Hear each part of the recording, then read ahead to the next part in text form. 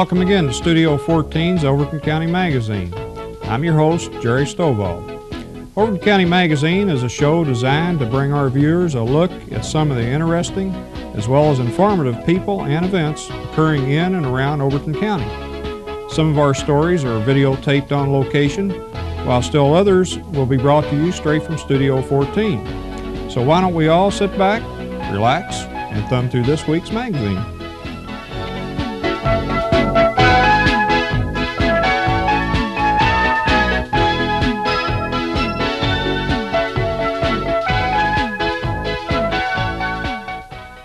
In this segment, we're going to talk to a fellow that I believe is one of the foremost experts in this area with rare coins and currency.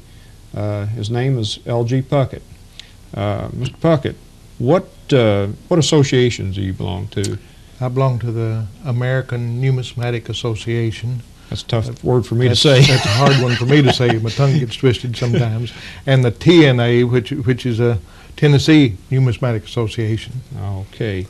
Just generally, I know you've got an extensive collection here we've been looking at, and just give us a little history and background into coins and currency. When our forefathers came to America, back when Columbus came over, and then as more settlers came and the colonies were trying to do business with each other, they had a problem with the mediums of exchange. They used different things, musket balls, they used wampum, beads, they used tobacco, they used furs, the skins, everything else, but they didn't have any money to amount anything. The first paper money that's recorded in the early history, the Canadians used a deck of cards. They wrote on the back of those cards that they promised to pay so much money to individuals for deeds performed. This is when Canada was having a little trouble with the United States. And anybody that they gave those cards to with a promise to pay, that was one of the early paper money series that we had.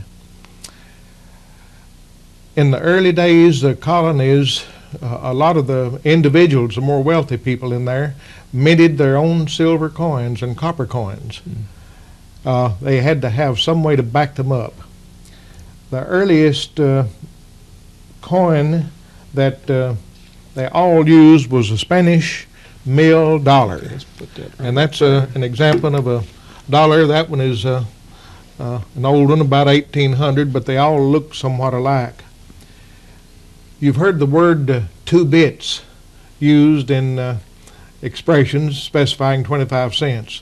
In the early days, when they didn't have small coinage, they'd take a chisel and they'd cut that dollar there into 8 pieces. Well, an eighth of it would be 12.5 cents, but the term 2 bits, see, there's 8 bits to that dollar. So 2 bits is so a fourth. 2 bits is a fourth of a dollar, and that became a medium of exchange to the early settlers, and our basic currency was founded upon the Spanish mill dollar. Mm-hmm. Now, as time went on and the colonies gained their independence in 1776, they had of course, the colonies, each one of them had their individuals that made their coins, that made money, printed money. Larceny was in the hearts of a lot of those fellows too, and they took advantage of the situation. But it developed as our nation progressed that we issued different forms of paper money. Individuals issued different forms of paper money. Different banks issued it. And some of the banks were strong. Some of the notes were good. Some of them, as I say, were bad. The first issue of money as such was in 1775. They issued some money that was known as a continental currency. For a couple of years, that continental currency was issued on the basis that a paper dollar was worth $1 in silver. Mm-hmm. In 1777, 2 years later, it took $11 of the continental currency to buy $10 of silver. 2 years later, in 17 1880 or thereabouts. It took $40 of the continental currency to buy 1 of silver. Okay, it's going In down in 1885, value. this is the first example of a printing press that prints more money than there's something to back it up. Mm-hmm.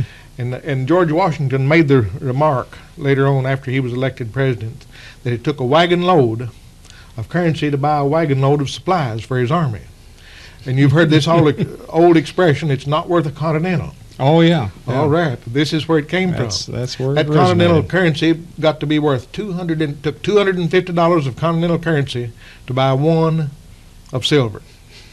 Now the government redeemed all of those things in 1887, and they gave the people who turned them in $1 for each 100 that they turned in. So our government did its best to redeem its currency. They were in a lot of trouble, the wars and the other things that happened, that they had to have some money. Mm-hmm. In 1792, George Washington was then elected president, and he furnished the silver for the first coins that were ever minted. Congress had passed a law permitting coins to be issued. George, from his silverware or some other way, he furnished the silver. And the first coins that was ever minted in our country were half dimes. And they spelled that D-I-S-M-E. And I'll show you an example. There's one of the early dimes. D-I-S-M-E is the way they spelled it in those days. See, they had it.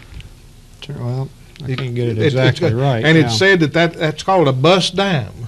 Okay. And it's been suggested that was a picture of Martha Washington. But you don't know for sure. We don't know for sure. But those early dimes and half dimes, they were minted, and they minted them up until 1873 when they discontinued the half dime. And of course, we've still got the dimes today. We've had a series of about 5 or 6 different dimes in our history. I might mention that bust one was the start of the dimes. The next one was a seated dime, has a lady seated. Okay. The next one, of course, was the barber dime. The next one, the mercury dime. And then we've got the one today with Roosevelt's picture on it. Oh, okay. So I didn't bring up those, but the early ones were the interesting ones. Well, the pennies, as I call them, the cent and the half cent, were the mediums, the next coins to be minted. And these 3 here are 3 examples of the different types of half cents. They're dark, but this was the first one. See, it has a picture of the bust of that woman on it, just like the other one. Yeah. And they changed it, and they've made a lot of half cents.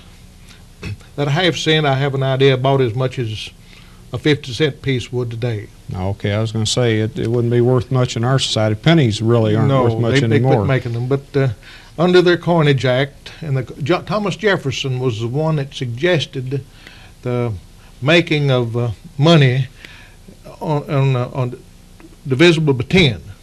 And these pennies and half pennies, see, that's 1/200th of a dollar, 1/100th of a dollar, and all of the others are 1/20th of a dollar or 1/10th of a dollar.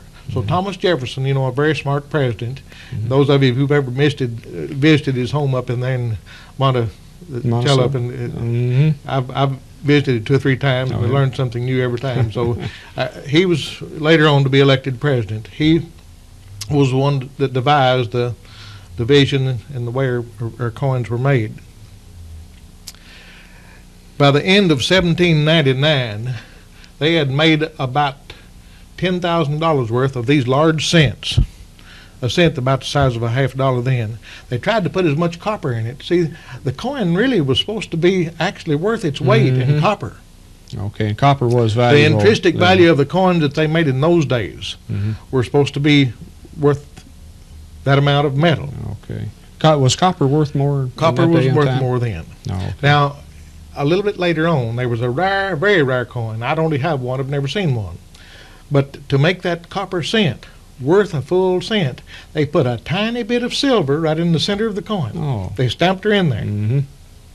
So if you ever see a large cent with a little silver center, you've got a very, very valuable coin. Okay, it's a big cent. It's a big though. cent. I didn't.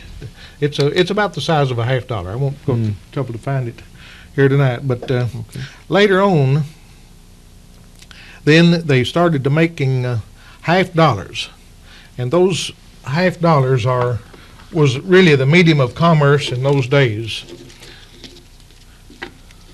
That is a bust $50. You can see that's. Oh yeah, that's pretty. And they also made a bust quarter along with the in each denomination of coins. The dollar, $50, quarter, dime, and half dime would all have the same features. So that from 1897, I believe, when they started making these, until 1836, that was the $50 that we had. 1797 to 1836, or 1837. All right. That was the $50 of the rim, and all of the coins that were made up until 1836, they've said there's probably just about one coin for every person in the United States. so you couldn't spend a pocket full of change. Wasn't many coins. The silver dollars, they even had those, and they made silver dollars which looked like that coin right there. It's going to be hard to get a picture of it because it's a bad cover. Let's see. They made that silver dollar, and the ratio of silver to gold was 15 to 1. Oh, this does have some gold in it? No. Oh, okay. I mean, but a gold coin, the silver coin had to be worth 1/16 an ounce for an ounce. Oh, okay. Was 16 to 1. Now, within 6 or 7 years after they passed that, it was 15 to 1 originally. Our silver dollars that they stamped out were heavier than anybody else's silver dollars. It was heavier than the Spanish dollar. So what happened? It was worth about 75 cents more every time these, with Larsons in their hearts, or just a good businessman, they'd take these old Spanish mill dollars, trade them for new United States dollars that they were making, and melt them. See, they'd gain that much money. So the silver dollar really didn't get into circulation, and the president stopped the minting of them in 1804. Now, it was said that there was a few dollars with the date 1804 minted. It would bring a fabulous price today if you could find an original 1804 dollar. Oh, there was a few of them. There was just a few, Okay. but most of them went overseas or were melted down by scrupulous individuals that wanted to capitalize on it. But there are a few of those early dollars in existence. In 1836, a few employees of the mint restruck some of those early silver dollars with the 1804 date. They are very valuable today, even the restracks. But they're the ones that you see if you go to a museum. Most of them are the restracks. Okay, you could probably still see a little bit of the 3 in there then, couldn't you? Yes. Yeah. Okay. In 1837, they started making a new series of silver dollars in the seated. This is $50 in the seated coins there. You can see that there's several of them there. Now, I don't have a silver dollar of that kind with me, but the silver dollars had exactly that same image on it. And they made those silver dollars up until 1873. Then they made a dollar that had a little bit more weight. It was called a trade dollar. They were made to promote trade and industry with China, and that they found out that they'd made a mistake after they made those things for about 2 years, because it actually had more silver in it than anybody else's. So they discontinued making those. Here again, the foreigners took our silver dollars away, and they didn't get to keep many of them. Same problem. I mentioned the fact there that they increased the ratio from 15 to 1 to 16 to 1 on silver. In 1853, that was happening, and they made a series of coins and put some arrows on the coins. They changed the weight of that coin in 1853, and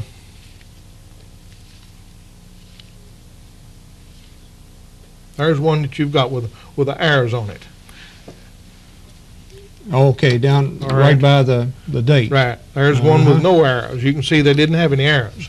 Well, Okay. they decreased the weight of that, and the way that they could tell I see when I designate an arrow there, no arrows. That's Okay.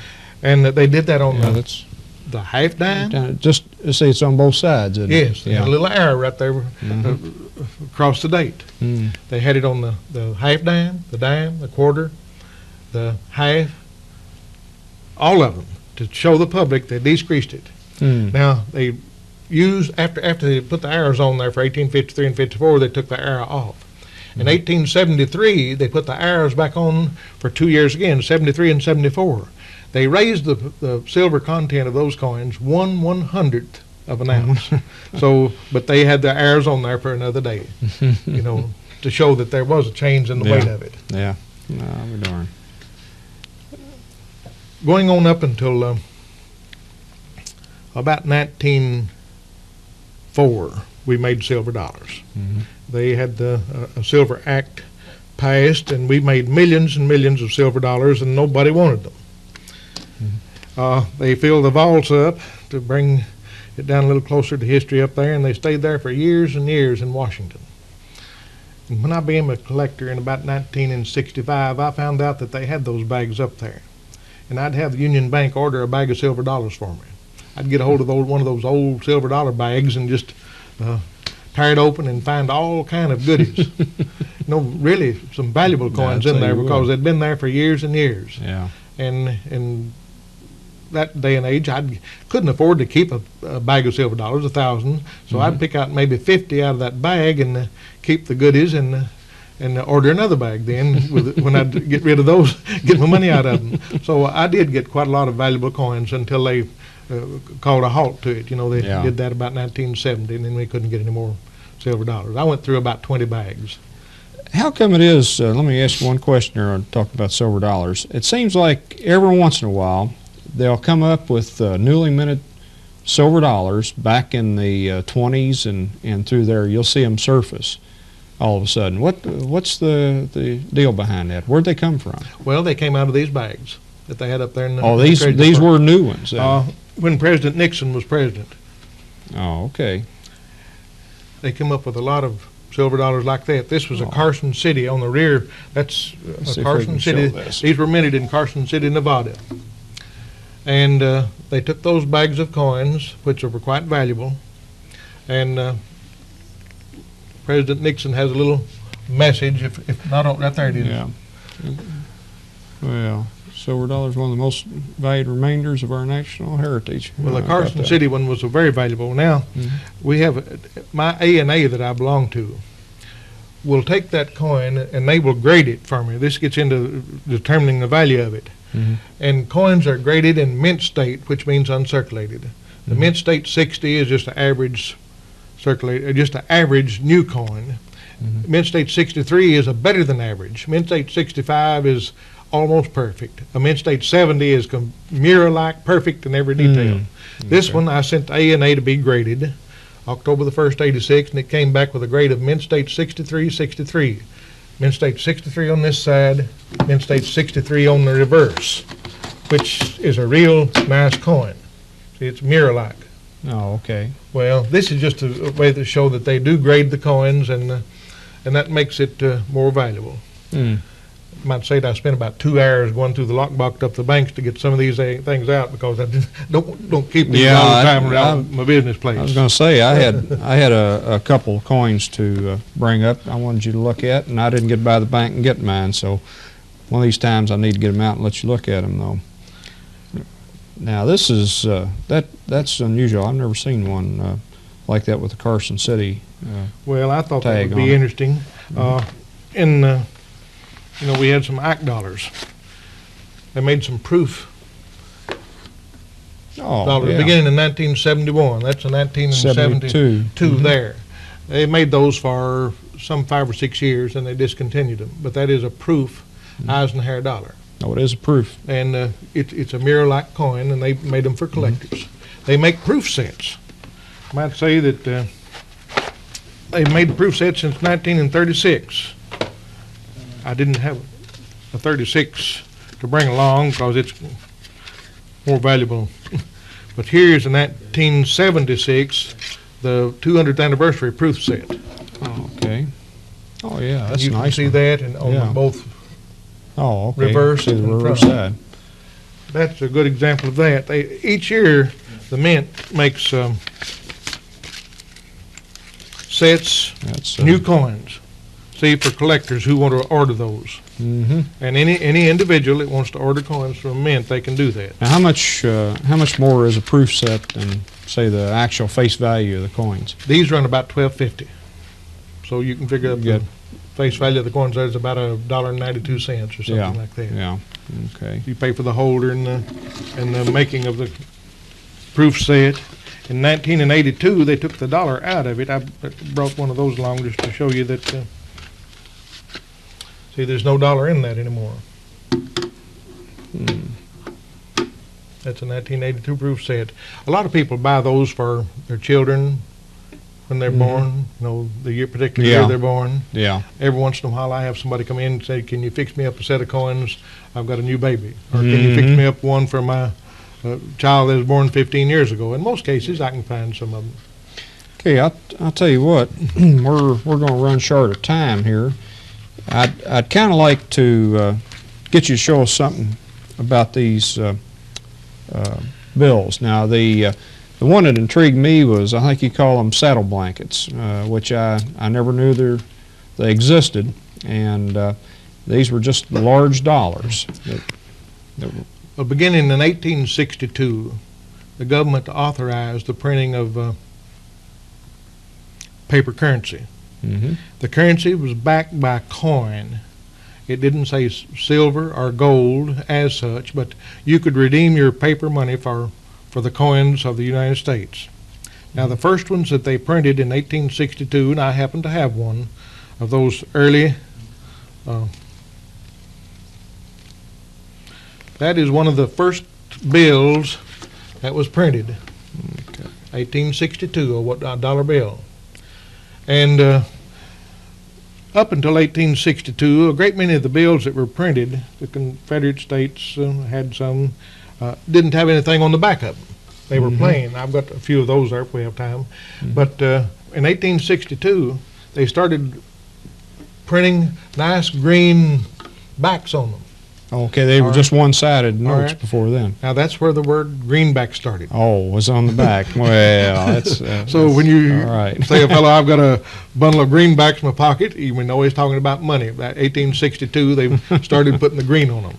Okay. Now, in beginning with that, for different Federal Reserve notes, national notes. Okay, this is... here's Cleveland. one with a picture of a woman on it. One of the few coins with one of the few bills with a picture of a woman on it that's ever made. And okay, now this was Cleveland, Ohio. That was actually a Federal Reserve bank of that particular Bank of city. Cleveland, Ohio. Mm-hmm. Here's a United States note. They have reserve notes, national notes. The national notes usually had the bank's names on them. The Federal Reserve districts had their names on them. Then the silver certificates that they started printing, of course, they didn't specify any particular district. But there's untold versions of the different bills. This was the last saddle blanket that was made. That's a series of 1923. Okay, now that is, do you have a regular bill show the different size on that? There's This is in 1928. The law was changed, and after 1928, now I might say that the saddle blankets are in every denomination: 1s, 2s, 5s, 10s, 20s, 50s, 100s. And I had one that might be real interesting right here. I'll dig it out right fast. There's a $100 gold certificate, a saddle blanket. Here's a $50 gold certificate, a saddle blanket. So, we could usually take those bills to the banks a few years ago and get $100 in gold for it. But in 1933, President Roosevelt and the Banking Act, the crisis that we had then, did away with the Gold Act, and it was illegal to own gold. Really, I mean, for years, and it went into the vaults and into the safes and into the hiding places. In 1975, it was made legal again. Now we can buy gold as much as we want and own. And then just a few months ago, you know, here are some of the new gold coins. Oh yeah, I've seen them. There's a $50 coin. There's a 25. There's a 10, and there's the 5. They were made in 1986. They're making them now. They're making them now, but I'll tell you what, the funny thing is that they don't actually mean what they say. No. Yeah, it's like I think now to buy what, a $50 gold piece that is exactly 1 ounce of gold. Okay. And an ounce of gold today on the market is worth about $405. Now you can't buy that for $405. Yeah. The government won't sell them to an individual. They They have 24 brokers across the world. Okay. The broker has to be worth $50 million to get to be a broker. Not many of us qualify. Yeah. Okay. Then he buys this from the federal government. He adds his 6% seniorage to it. You know, then he sells it to a distributor. Okay. And what's he do now if the gold prices fall or whatever? It follows the market. If he pays $406 for that, he'll charge you 6% extra for it to the distributor. Then I, in turn, will pay the distributor 3 or 4% extra. This coin cost me $440, so it's about $30 above spot when I bought it. Well, so that's the way that worked. In the gold coins, we had something that was unusual here back in 1883 when they changed the making of a nickel. Now. They made the first nickel in 1866. We had that nickel up until 1883. It was called a shield nickel. In 1883, they went to a V nickel. Now, the first V nickels that were made just had a V on the back and a woman's head on the front. This is a gold coin, a $5 gold piece, a woman's head on the front. And nowhere on this nickel did it say 5 cents. Oh, okay. Let's put that down there. I mentioned a while ago that every time a fellow with a little larceny in his heart wanted to make a extra $1 or 2. Well, some individuals got the idea, why not gold plate that nickel? There was a lot of them gold plated and passed off for $5 gold pieces. And that's where it got its name. It's a racketeer nickel. Well, when they found out they were doing it right in the middle of the mintage year, they quit making that. And they made it 1883, and it says cents on the back of it. So they stopped it, but they made a mistake when they first made that one. I'll tell you what, we, much as I hate it, we're running out of time, and we haven't even scratched the surface on your collection here. I hope that maybe later on you could come back and elaborate a little more, and we could go a little further into this. And the details are what really amaze me, the little bits of history that go along with the coin collecting. If a person wants to learn the history of our nation, there's more history to be learned in its monies than how it did business and commerce. It's very intriguing. I love it. I can see why. You've been at it a good while, and it looks like you did a good job with it. Well, I guess we're going to have to cut this segment short. Want to thank Mr. L.G. Puckett for being here tonight, and I'll tell you what, it's a heck of a collection he's got.